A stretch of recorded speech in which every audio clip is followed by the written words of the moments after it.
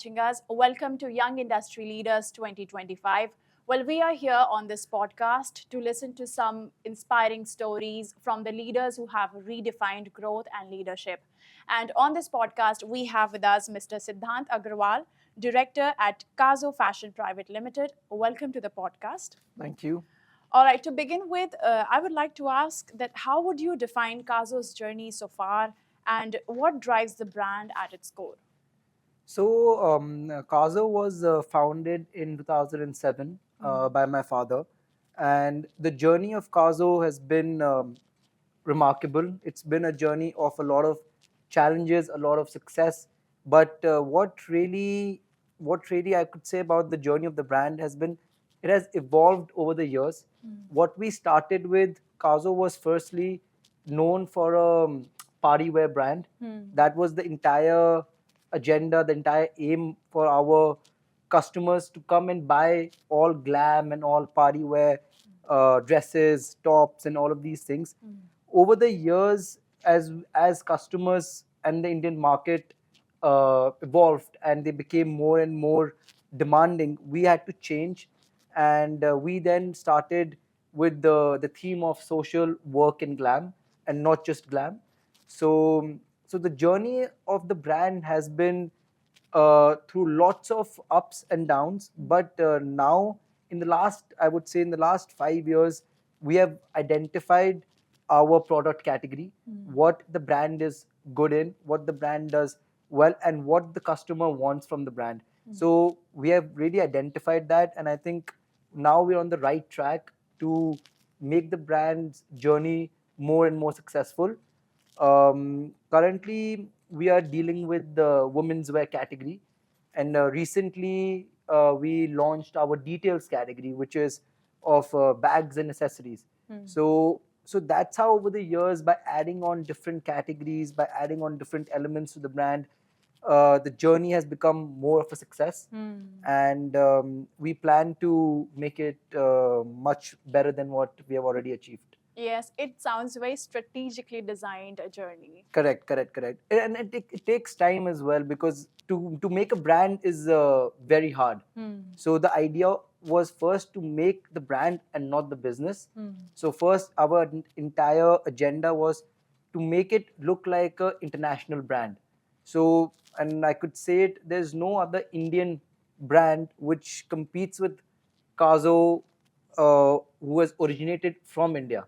So the journey that we have had has been really challenging, but we were the only ones who are able to survive and compete with all the international brands coming into the market, be it the Zara's, be it H&M's and everything. So we have really, made our name in the market, and now it's just about expansion and expansion. So you have led the digital transformation at Kazo. So according to you, how important the marketing and online storytelling has been for this growth? So, as you mentioned about the digital marketing and how it has impacted our strategy and the brand, I think digital marketing has played a very significant role in our storytelling to the customers. So, as I mentioned earlier as well, so since I think post COVID era, the market has been the customers have really come online. They were first all about going to the stores and offline, all of these things. But in my opinion, instead of a hoarding or stuff like that, what really works for the brand is how well you present your story, your campaign towards the collection on your social media. So whatever we do on our social media, that is linked to exactly how the customer should feel in my store. So the kind of products we are doing our online shoots for and all of these things, it reflects the same way in my stores. So the vibe always needs to match. That is the first thing. Then it also is a easier mode of communication towards the customer, right? So when nowadays everyone has Instagram, everyone is on social media, and the advancement in how meta ads and how the algorithm works is way smarter than how we think. So if you have your ad sets correct, if you have your content correct, and the kind of message you want to deliver, it targets the right audience. Because Facebook allows us, Meta, Google, it allows us to target the right customers who are interested in the brand, who shop from similar kind of brands, who are have the ATV, who have the income to spend on the product, right? So it has really been a lot, a lot of impact has come because of how we are running our ads on Instagram, and the kind of way we are addressing our audience. Like, we are also having, it's a mode of interaction. Now when you go and you become big and you have a lot of customers, how do you interact with them? How do you make them feel a part of the brand? So you can only make them feel a part of the brand, that is through marketing. That is through the campaigns that you're running on your ads, not just conversion ads, but there are so many types of ads we are running, which includes product awareness, which includes brand awareness. Then there's conversion ads. So there is a lot of tools to play with nowadays than there were before, and it is still evolving and evolving and evolving. So I think digital marketing is a very, very important tool for each and every brand to portray their collection, to portray what they stand for, and to get the right audience they want. Very rightly said. So, in today's fast-changing fashion landscape, how does Kazo balances the trend-driven creativity with commercial success and retail demand? Right. So I think trend is a very, very big thing, and creativity happens from within. That's what I feel. And I think a lot of trends in the Western wear category usually comes first in in European countries like London, Milan, and in the US like New York. So a lot of our designers, in-house designers, they're on frequent market visits to understand what is going to be the trend in the coming year. So the trend needs to be forecasted. There are many website which has a lot of mood boards about what is happening, which print is coming into play, or which kind of solids are coming into play. And my sister and the design team, they have a very, very strong hold of what is happening around the world. What kind of product is Zara doing? What kind of product is Mango doing? And what are the runway trends which are coming up? So a lot of time and effort goes in market research about what is going to happen in the future, what kind of solids are going to work, what kind of product, what kind of fabrics are going to be in play, right? So a lot of research and market visit has been planned for us to find the right trend. Plus, we also focus on what went well for us last summer, what was the colors that did well for us, and then we play it in our range and architecture, how we can fit in that product category, and how can we elevate it, how can we make it better for our customers. If I had a product which did really well, so we try to improvise it. We try to improvise it by adding some detailing or some sort of newness to the product. So a lot of mixture has been a lot of thought, a lot of hard work goes into making the right product by understanding the right trend. Then about how do we manage the competition in the retail segment is uh, competition happens when your product is if it's good, people are going to buy it. There are 10 other brands in every industry. There is competition in every industry has its own challenges. And in retail, the biggest challenges is providing what your customer wants, and how can that customer wear that product and feel better.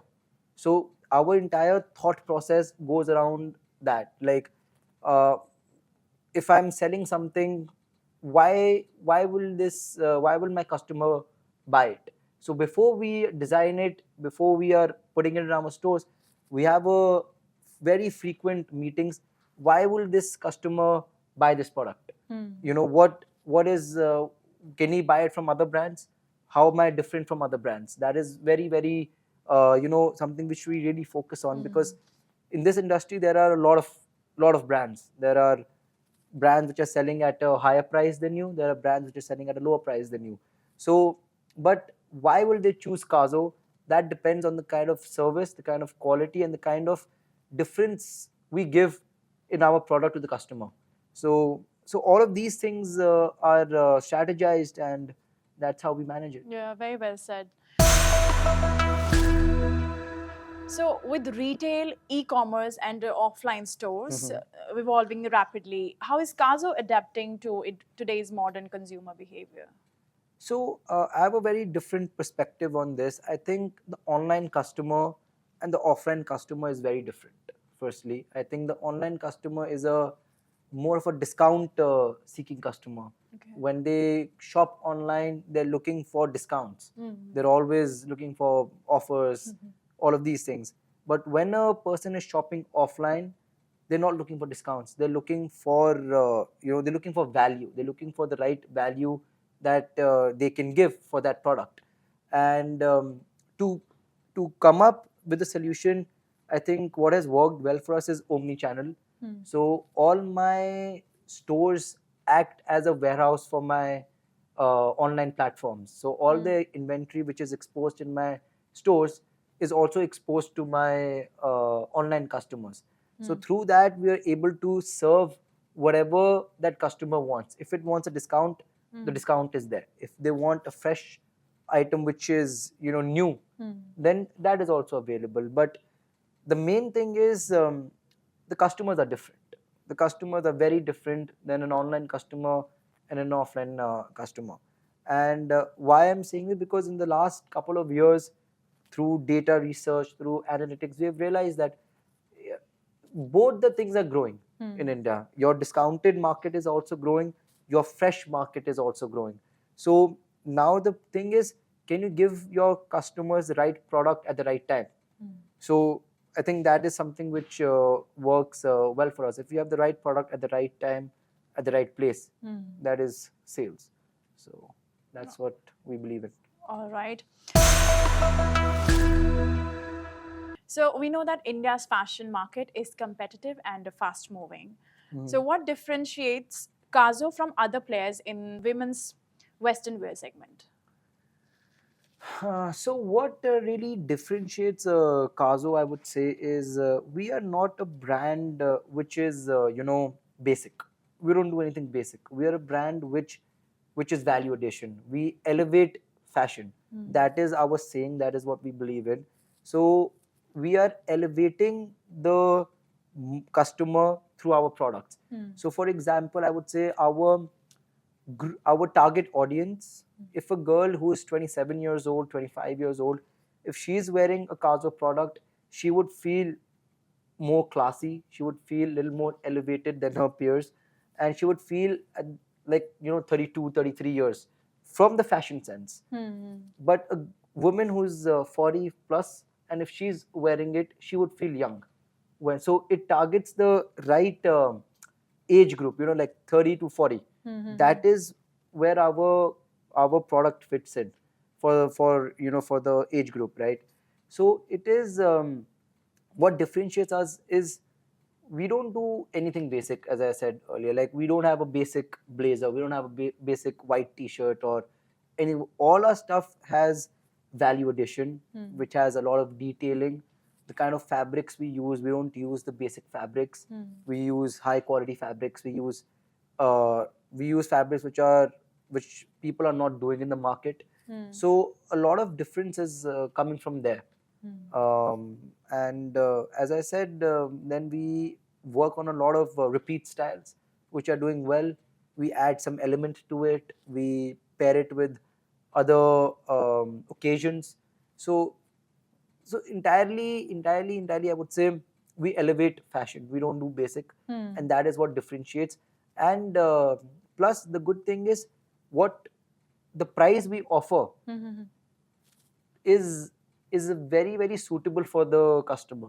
So they would feel it's expensive, but it's really not that expensive. Value for money. It's value for money, exactly. It's more than value for money, I would say. Like a shirt, if you're wearing it, your friends, your colleagues and all of, they will feel as if it's a 6,000 rupees shirt, but it's not a 6,000 rupees shirt. It's a 499 shirt or a 5,000 rupees or 3,999. So that's what we give to the customer. They feel richer, they feel more elevated when they're wearing the Kazo product, and that differentiates us. And that's what most of us are seeking for. Exactly, that's what the real that's what the customers are seeking for. Correct. And finally, what's next for Kazo, and where do you envision the brand 5 years from now? So in the next 5 years, currently we are operating with around 60-65 stores pan India, and in the next 5 years we aim to reach 250 stores.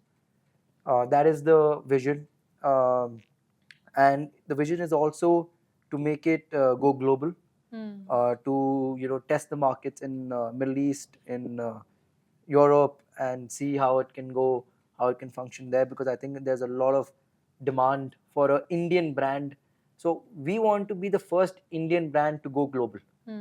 Like, all the global brands come to India, but why can not an Indian brand go global? Why can we not go to the US? Why can't we go to the Middle East? Why can't we go to London? So the vision is very clear. The vision is to make this brand the number one brand of India, and then to make it global. All right. Thank you very much. It was really insightful talking to you. Thank you very much for Thank being you with so us much. on Thank this you. podcast. Thank you.